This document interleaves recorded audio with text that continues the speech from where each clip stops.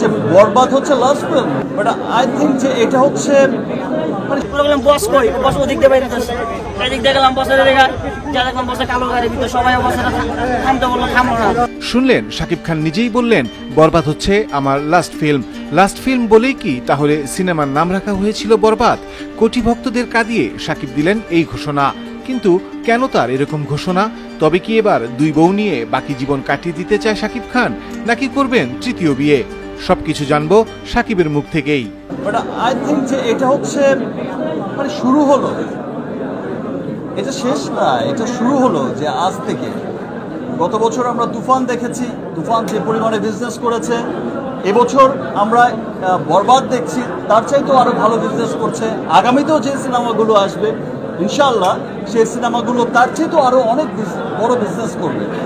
আমি আপনারা একটা বিষয় লক্ষ্য করলে আমাদের পার্শ্ববর্তী দেশেই দেখবেন যে তাদের বড় ইন্ডাস্ট্রিতে এক সপ্তাহে 100 কোটি টাকা সেল হয়েছিল, সেটা ছিল তাদের কাছে বিরাট বড় ব্যাপার তৎকালীন সময়, এবং তারা খুব এক্সাইটেড ছিল এই 100 কোটি টাকার সেল নিয়ে।